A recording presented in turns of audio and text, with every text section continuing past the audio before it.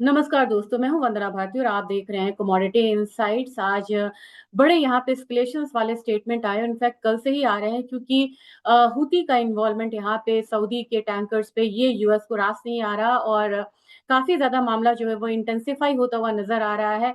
अब यूएस जो है वो कह रहे हैं कि हम इनके ब्रिजेस पे, इनके मतलब जो कॉमन यूटिलिटीज वाली चीज है, डिसैलिनेशन प्लांट, सब जगह हम हमला करेंगे और इनके न्यूक्लियर प्लांट्स पे हम हमला करेंगे। अब यहाँ पे जब न्यूक्लियर प्लांट्स की बात आई है तो ईरान का यहाँ पे बहुत बड़ा स्टेटमेंट आया है और ईरान का स्टेटमेंट इस पूरी स्टोरी में बहुत ज्यादा, या क्राइसिस में आप कह सकते हैं कि स्टेटमेंट मायने रखता है।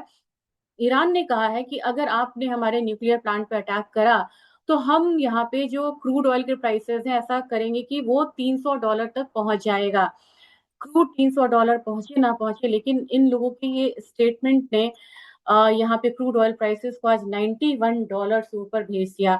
और अगर आप देखेंगे कि पीस टॉक की बात जब हो रही थी तो जो चीज यहाँ पे $67 थी वो यहाँ पे अब $91 होती हुई नजर आ रही है। ब्रेंट क्रूड और भी हायर साइड ट्रेड होता हुआ नजर आ रहा है।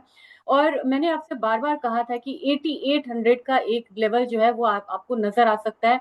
8600, 8800 ये आपके सामने यहाँ पे आता हुआ नजर आ रहा है। अगर आप लोगों ने इसमें ट्रेड लिया हुआ है तो आपको यहाँ से निकलना भी चाहिए, क्योंकि ये जो एरिया है ना, ये एरिया आपको रेजिस्टेंस जोन है, भले यहाँ से लेके यहाँ तक, लेकिन एक रेजिस्टेंस जोन है। और हम लोगों ने एक दिन में 5% का इजाफा आता हुआ देखा है क्रूड ऑयल में, तब जबकि वो लगातार यहाँ पे बढ़ चुका है। यानी कि पिछले 5 ट्रेडिंग सेशन में हम लोगों ने 77-7600 के लेवल से इसको एक बारी 8800 वाला लेवल से आता हुआ देखा है।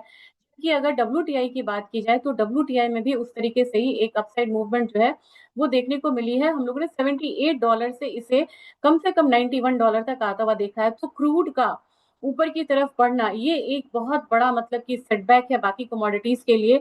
एक चीज यहाँ पे मैं बस आपको ध्यान दिलाना चाहूंगी, ये लेकिन एक टेक्निकल चीज है।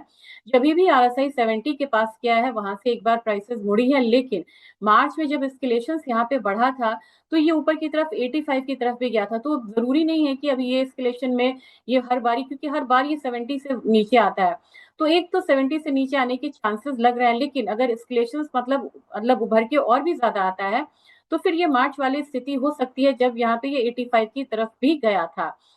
RSI को यहाँ पे बिल्कुल फॉलो करिएगा और साथ में मैं कहूंगी कि आपको वॉल्यूम को भी यहाँ पे फॉलो करते हुए चलना होगा, क्योंकि मुझे लग रहा है कि अब इतने बड़े लेवल पे आज देखिए ना, जो भी बाय आया है ये बढ़ते हुए वॉल्यूम के साथ आया और अभी मार्केट अभी बाकी है, तो वॉल्यूम जो है और इंक्रीज होता हुआ नजर आ सकता है।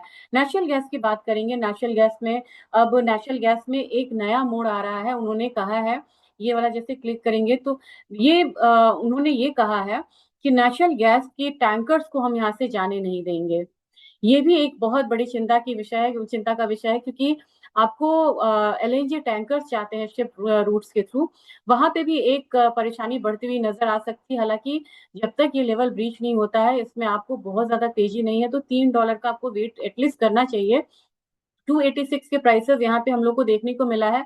मैंने 292 बोला था, लेकिन 292 नहीं, 289 के करीब आया, 89.4, 290 मान के चलिए इसको। यहाँ पे अब एक रेजिस्टेंस जो है वो देखना शुरू करेगा। तो नेचुरल गैस में आपको धीरे धीरे जो अपसाइड है वो प्ले करना है। एक इसकी एक इंटेंसिटी है नेचुरल गैस की, टेंडेंसी है, मतलब बढ़ेगा धीरे धीरे धीरे धीरे, बढ़ा यहाँ से लेके यहाँ तक बढ़ा, गिरता है तो 3 दिन में ही ये पूरी मतलब की रैली को कवर कर लेता है।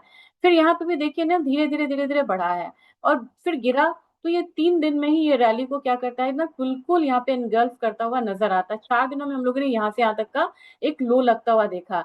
यही चीज है कि बढ़ेगा धीरे धीरे और गिरता है तो हाई इंटेंसिटी के साथ। ये दिखाता है कि पैटर्न जो है कमजोर है, फंडामेंटल्स कमजोर है। अब यहाँ पे हम बात करेंगे गोल्ड प्राइसेस की, क्योंकि गोल्ड में हम लोगों ने बहुत शार्प फॉल आता हुआ देखा है। एक चीज और भी है कि अगर आप गोल्ड फ्यूचर्स की बात करेंगे, ये जो गैप अप था इसने पूरा फिल करा है। अच्छा भी है ये गैप अप फिल हो रहा है, तो अभी गोल्ड में हम बहुत ज्यादा कमजोरी मान के नहीं चलेंगे। हालांकि $90 क्रूड अगर ऊपर है 90 से, तो गोल्ड नहीं बढ़ेगा ज्यादा, इस बात का पूरा ध्यान में रखिएगा। भले यहाँ से एक मतलब कि आपको एक रेंज बनाता हुआ नजर आए और अपसाइड बायस के साथ रेंज बनाता हुआ नजर आ सकता है, तो क्या आप बोलेंगे कि आपने जो 4300 4350 बोला था उसका क्या हुआ? तो उसका ये हुआ है कि एक तो मैंने आपको 4150 के करीब आपको मैंने रेजिस्टेंस भी बोला था, वो रेजिस्टेंस इसने यहाँ पे मतलब कि फेस किया और वहां से एक बार हम लोगों ने बिकवाली आता हुआ देखा। ये गोल्ड का एक बारी में एक बाहर का चार्ट लगा के दिखा देती हूँ, फिर मैं अपने एमसीएक्स की बात करूंगी। तो वहां पे हम लोगों ने एक बिकवाली भी आता हुआ देखा है, प्राइसेस वहां तक गई है 4150 जो हमारा पहला टारगेट था, वहां तक प्राइसेस गई है, लेकिन 4200 से लेके 4250 के लिए अब इसको एक ट्रिगर जो चाहिए, वो बड़ा ट्रिगर चाहिए, तब जाके आपको गोल्ड जो है वो बढ़ता हुआ नजर आएगा। नहीं तो गोल्ड प्राइसेस जो है एक मतलब आपको रेंज में आके फंस सकता है। तो मेजर यहाँ पे बाइंग कहाँ से आएगी, आप कहेंगे मेजर बाइंग आपको एक बार फिर से 4000 वाले लेवल पे जो है फिर से दिखता हुआ नजर आएगा, और ये लेवल फिर से डिफेंड करता हुआ नजर आएगा आपको एम कॉमिक्स में। अब बात है कि हमारे यहाँ की बात की जाए, क्योंकि ऑलरेडी हम लोगों ने 2.5% तक का एक मतलब कि डाउन साइड आता हुआ देखा है, लेकिन इस चीज का ध्यान रखिएगा कि क्रूड ऑयल अब यहाँ पे किस तरीके के मूवमेंट को दिखाता हुआ नजर आ रहा है, क्योंकि क्रूड पे फिर से बहुत ज्यादा डिपेंड करता है, क्योंकि एस्केलेशन बहुत ज्यादा बढ़ते हुए नजर आए हैं। और एक चीज मैं आपको बता दूं, इस बार क्रूड क्यों इतना ज्यादा मतलब कि कंसर्न रख रहा है हमारे लिए, क्योंकि शिपमेंट चार्जेस, फ्रेट चार्जेस बहुत बढ़ गए हैं। और इस बार स्ट्रेट ऑफ हॉर्मुज ही नहीं, बाबल मंदेब है, फिर आपको रेड सी है, और भी जो मतलब की पोर्ट्स है वहां पे भी यहाँ पे हमले की खबर, मतलब हमले की आशंका है, या फिर वहां पे भी सप्लाई डिसरप्शन हो सकता है, जबकि डीजल का प्रीमियम जो है वो यहाँ पे पिछले बार से 25% बढ़ा हुआ है, और इन्वेंट्रीज जो है वो बिल्कुल लोअर लेवल पे है। तो इस बार इन्वेंट्रीज कम है, इसका भी इम्पैक्ट प्राइसेस पे आएगा, और एक बार फिर से $4000 जो है वो आता हुआ दिखाई दे सकता है। अब आप बोलेंगे कि गोल्ड में तो मैं बाय बोल रही थी, तो इतना क्यों मतलब कि आ गया ऑल ऑफ सडन, जैसे ही यहाँ पे क्रूड ऑयल में बाइंग आई है, उसका सीधा सीधा रिएक्शन जो है वो आपको क्रूड ऑयल प्राइसेस पे आया है। जैसे मैं आवरली पे आपको बिल्कुल दिखाना चाहूंगी ताकि आप लोग रिलेट कर पाए। ये यहाँ पे देखिए, अभी 5 बजे से 23 जुलाई का ये दिखा रहा है, यहाँ से इसने आवरली पे एक मूवमेंट लेनी शुरू की, देखिए किस तरीके का एक अपसाइड आया है। ये रेयर, मतलब इतना ज्यादा अपसाइड मैंने डॉलर इंडेक्स में एक तो गिरते हुए देखा था, लेकिन बढ़ते हुए नहीं देखा था। फिलहाल फिलहाल देखिए इतनी मूवमेंट जो है वो आते हुए दिखी है। और ये मूवमेंट क्यों दिखी है, बिल्कुल पैरेलल एक जैसा चार्ट ये बना रहा है, यहाँ से अपने क्रूड में वो मूवमेंट जो है वो आते हुए देखिए। तो जिस तरीके से क्रूड बढ़ता हुआ नजर आया है, ठीक उसी तरीके से आपको डॉलर इंडेक्स जो है वो बढ़ता हुआ नजर आया है, और ठीक उसी तरीके से उससे अपोजिट आपको गोल्ड प्राइसेस गिरते हुए नजर आए हैं। यानी कि पूरा पूरा रिएक्शन जो है वो गोल्ड का, आपको क्रूड और डॉलर इंडेक्स का। सिल्वर में बात वही है, सिल्वर ने भी रिएक्शन उस तरीके का ही यहाँ पे दिया है। और फिर ये एक जो 60-61 डॉलर वाली बात हो रही थी ना, देखिए किस तरीके से लेवल्स काम करता है, $61 के पास आके ये कमोडिटी रुक गई है। मैंने आपसे कहा था कि $61 से ऊपर की क्लोजिंग होगी तो ही हम 64-65 यहाँ पे देख सकते हैं। लेकिन अब क्या, अब ये बढ़ते हुए वॉल्यूम के साथ आप देख रहे हैं कि एक डाउन साइड आ रहा है, फिर यहाँ पे ये सपोर्ट लेती हुई कमोडिटी नजर आएगी, क्योंकि इसका आरएसआई अब नीचे की तरफ जा रहा है। दूसरी चीज है कि ये वाला सपोर्ट हमको यहाँ पे बनता हुआ नजर आएगा। तो प्राइसेस जो है वो कितना नीचे जा सकता है, ये अपने सपोर्ट एरिया में आ गया है, तो 56 तक आप मान के चलिए, $56 तक प्राइसेस एक बारी जा सकता है, वहां पे सपोर्ट ले सकता है। हमारा बाजार जो है 2,20,000 का लेवल तोड़ चुका है, लेकिन ये रिकवरी जो है वो यहाँ से आती हुई दिखाई दे रही है। तो रिकवरी आएगी तो यहीं तक फिलहाल फिलहाल लग रही है, 2,21,000 के करीब आप यहाँ पे मान के चलिए, जो सिल्वर है वो यहाँ से एक बारी बाउंस होता हुआ दिख सकता है। तो ये फल कैंडल ना बनाए, थोड़ा सा बाउंस करके यहाँ पे सिल्वर बंद कर सकता है, और वो लेवल है 2,22,000। और एक दिन में हम लोगों ने 7,000 से लेके 7500 का एक मूवमेंट जो है डाउन साइड का आता हुआ देखा है। लेकिन यही है कि हमारा जो सिल्वर है वो बाहर की मार्केट से कम गिरता हुआ नजर आया है, क्योंकि अगेन यहाँ पे अपना रुपी फैक्टर जो है वो यहाँ पे काम करता हुआ नजर आया, हालांकि बहुत ज्यादा इम्पैक्ट नहीं है। ये तो डिटेल में बात हो गई गोल्ड, सिल्वर और क्रूड ऑयल पे। कॉपर अब यहाँ पे थोड़ा डाउन साइड जाएगा, हर कमोडिटी में एक दबाव आएगा, जो अभी बिल्कुल अपसाइड था डॉलर की वजह से 1313 के करीब आता हुआ दिखाई दे सकता है। एल्यूमिनियम इस बार थोड़ा सा प्रेशर में है, अपसाइड आया लेकिन बहुत ज्यादा टिका नहीं है, हालांकि अपसाइड 347.65 का आया है, एक अच्छी कमोडिटी है ये। 383 के करीब यहाँ पे जिंक है, जिंक ने एक बारी जो अपसाइड लगाया वो अच्छा खासा आज के दिन में था, हम लोगों ने 386.9 आता हुआ देखा है। धीरे धीरे ये 400 के करीब जाता हुआ दिखाई दे सकता है। 387 पे देखिए एक रेजिस्टेंस भी यहाँ पे है, और ये कितना गया है, 386.9। ये लेवल मैंने आपसे मेंशन किया हुआ था कल, मैं लाइव जब आई थी ना, कल आई थी, तो मैंने ये लेवल मेंशन किया था। देखिए लेवल को कितना रिस्पेक्ट देता है, ये देखिए रिट्रेसमेंट मैंने लगाया और वहीं से ये वापसी गई है, तो एक बार फिर से करेक्ट होके आता है तो 377 तक आता हुआ दिखाई दे सकता है। निकल में मुझे लग रहा है कि प्राइसेस जो है एक रेंज में है, तो 1680 तक का एक रेंज जो है वो आता हुआ दिखाई दे सकता है। कॉपर में फिलहाल एक प्रेशर जो है वो बना रहेगा और कॉपर नीचे की तरफ आपको 1319 1314 का लेवल जो है वो आता हुआ दिखाई दे सकता है।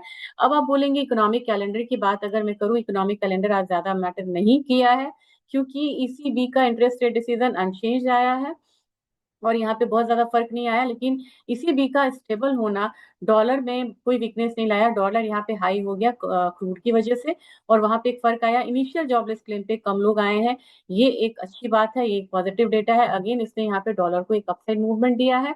और आप बोल रहे थे गोल्ड का, इनफैक्ट आप बोल रहे थे कि गोल्ड में एक बारी अक्टूबर कॉन्ट्रैक्ट बताने के लिए मैं कोशिश करूंगी कि गोल्ड में एक बारी अक्टूबर कॉन्ट्रैक्ट जो है आ जाए। गोल्ड का अक्टूबर कॉन्ट्रैक्ट ये रहा, यहाँ पे आपको प्राइसेस जो है फॉल होके आ रहा है, लेकिन अक्टूबर कॉन्ट्रैक्ट में मतलब वॉल्यूम जो है वो अच्छा है। तो एक बारी प्राइसेस को नीचे की तरफ थोड़ा सा बेस बनते दीजिए। 1,42,500 के करीब आपको यहाँ पे एक पोजीशन बनानी चाहिए। अभी थोड़ा सा करेक्ट होने दीजिए प्राइसेस को। आपका अपसाइड टारगेट 1,52,000 का होना चाहिए। और ओवरऑल बात ये रही कि क्या गोल्ड और सिल्वर में फिर से कहानी पलट गई है? जी नहीं, गोल्ड और सिल्वर अब इस लेवल पे कंसोलिडेट करता हुआ नजर आएगा। और जितनी भी यहाँ पे मतलब कि गिरावट है उसपे फिजिकल में तो एटलीस्ट यहाँ पे एक्यूमुलेट होना चाहिए और एक्यूमुलेशन यहाँ पे हो रहा है। लेकिन पेपर मार्केट जो है वो अभी यूएस और ईरान के न्यूज से बहुत ज्यादा रिएक्शन दे रहा है। अगर यहाँ पे क्रूड ऑयल $90 से नीचे एक बार फिर से जाता है, $90 या $85 से नीचे, तो जिस तरीके से सबसे पहला शार्प रिएक्शन आपको गोल्ड सिल्वर में देखने को मिला था, वो फिर से एक बार वो शार्प रिएक्शन जो है वो आपको गोल्ड सिल्वर में आएगा। और जब तेजी आएगी अब तो स्टेबल तेजी आती है और धीरे धीरे आप यहाँ पे देखेंगे कि हायर लोज हायर हाइज धीरे धीरे यहाँ पे बनता हुआ दिखेगा इन कमोडिटीज में। तो अपने मतलब कमेंट्स में अपने सवाल जरूर रखिएगा कि किस तरीके से पोजीशंस आपकी बनी हुई है। और मैं कोशिश करूंगी कि अगर आप कहेंगे तो मैं थोड़ा सा ईटीएफ एक बारी बता देती हूँ, क्योंकि ईटीएफ में मुझे लग रहा है कि थोड़ा सा मतलब यहाँ पे एक डिस्कशन मुझे करना चाहिए था, मेरे से छूट रहा था, आज मुझे समय नहीं मिला तो मैं आपको मिड डे एडिशन नहीं दे पाई, मैं काफी बिजी हो गई थी। तो एक रिएक्शन तो यहाँ पे आया है, तो ये गैप ही फिल हो सकता है 118 तक ईटीएफ आता हुआ दिखाई दे सकता है, उससे नीचे भी आ सकता है। लेकिन ये जो बेस है ये बनाता हुआ नजर आएगा, बहुत ज्यादा इसमें डाउनसाइड की उम्मीद नहीं करिएगा। और सिल्वर बीज की मैं बात करूं तो सिल्वर बीज में भी मुझे लग रहा है कि चांदी की तरह इसमें रिएक्शन तो आया है। कल के दिन में हो सकता है कि एक बार हम 209 तक आता हुआ देखें, 211 भी है, 209 207 8 तक आता है यहाँ पे। तो एक बारी फिर से मार्केट जो है वो थोड़ी सी स्टेबल होती हुई नजर आ सकती। तो ये मतलब अपडेट था आज के लिए। और वीडियो को अगर आपने पूरा देखा है तो थैंक यू। और एक बारी से ज्यादा शेयर भी करिएगा और अपनी पोजीशंस आपकी किस कमोडिटी में बनी है, चाहे वो एग्री हो, मेटल्स हो, एनर्जी हो, सारा शेयर करिएगा। और जब आप बोलते हैं ना मैं बाइंग में हूँ तो लेवल्स को जरूर शेयर करिएगा, मुझे सहूलियत होती है।